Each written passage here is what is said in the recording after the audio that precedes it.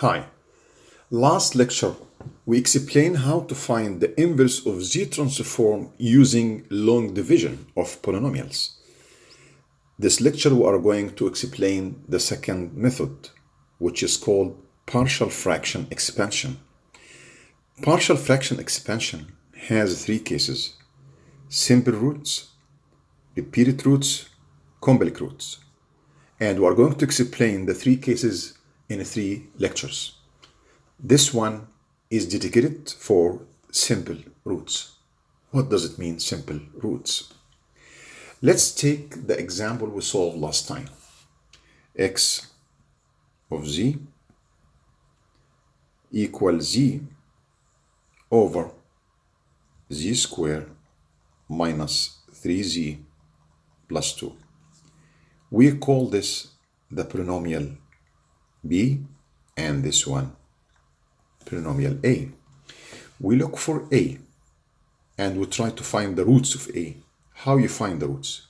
You put the polynomial equal to 0, and in your calculator or MATLAB, try to find the roots of the denominator. The roots of a, they could be simple roots, it could be repeated, it could be complex. What does it mean? If you find the roots like equal minus 2 and minus 5, so you got two roots and they are different. We call it simple roots. Different roots. That's the first case that we're going to explain in this lecture. Maybe sometimes you can find you have like minus 3, minus 5. You have only one simple root, but you got repeated roots. They are repeated. It could be repeated twice, 3 times, repeated anyway. That will be the second method. The third one, complex roots, maybe you will have minus 2 plus j, minus 2 minus j, and minus 5. In this case, you have only one simple root, but you got complex roots. That will be the third one. We are dealing today with the first one, simple roots. It means they are real and they are not repeated. They are distinct. So let's make it clear. Real roots and not repeated.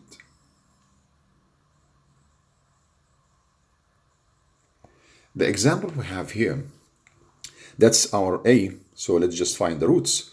So the roots are, when you solve z squared minus 3z plus 2, you make it equal 0, and you solve this one, you are going to get two roots, 1 and 2, because this one can be simplified into two factors. You will have z minus 1 and z minus 2. So the roots in this case is equal 1 and 2. As you see, they are simple roots. Okay, that's the first thing you do, so you will know which case you are dealing with. Now we are going to explain how you do partial fraction expansion. There are certain steps. Easy. First thing, you divide x of z by z. That's the first method. That's the first step. All right, let's do that. That's your x of z divided by z. So this will be cancelled. So it will be equal to 1 over z minus 1 times z minus 2. The second step, use partial fraction. It means this factor by itself and this one by itself, and there is a constant here, a and b, and we don't know the value of a and b. So try to find the value of a and b. How can you find a and b? It is very simple. To find a, you look for the whole function x of z over z. It's equal 1 over z minus 1, z minus 2. A over z minus 1. So if you multiply z minus 1 here, it will cancel. So simply a, you write the whole thing without this factor, because a divided by z minus 1. So what's left? from this equation, z minus 2. Then substitute by z equal 1. Why z equal 1? Because z minus 1, when you make it equal to 0, is z equal 1. And this is the first root. So substitute by z equal 1. That will be equal 1 over, substitute by z equal 1 minus 2 will be negative 1. So a is equal negative 1. Okay, if you didn't understand very well, let's do b. How you find b? b, the denominator of this one is z minus 2. So you write the whole expression here without z minus 2. So what's left? 1 over z minus 1. And you substitute. When you make z minus 2 equal 0, z equal 2. Substitute by z equal 2. Will be 1 over 2 minus 1 will be 1. You got a and b. So go back and put it in this expression. So you write, that was in the second one, find the partial fraction. Third step, you express x of z over z. Instead of writing this expression, you just write it in the form of a over z minus 1 plus b over z minus 2 with substituting by the values of a and b you just found. So a is equal negative 1,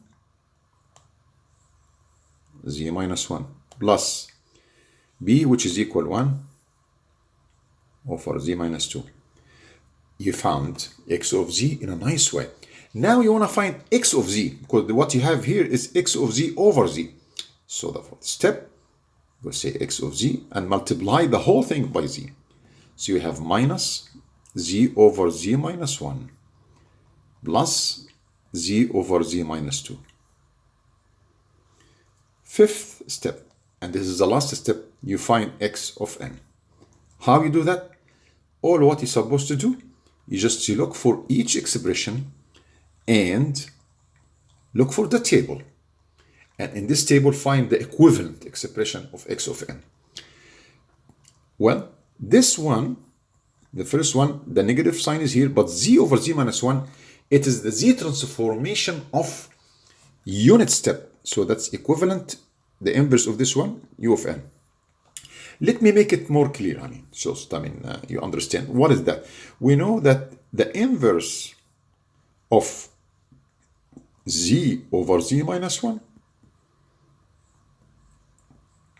it's the step, un. And the inverse of the second term,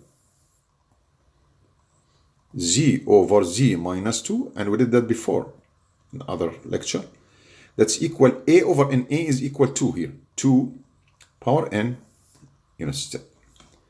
Because we know that from z transform the table, a power n un, the transformation or z transform of this function is equal to z over z minus a. And we know that the z transform of the unit step is equal z over z minus 1. We know that. So just look at the table and find the equivalent. Now it's already to write the full expression. So you have x of n. The first term, it's the unit step and negative sign in the front, minus un. And z over z minus 2 is equal to 2 bar n un. If you take un as a common factor, so what you get? 2n minus 1 un.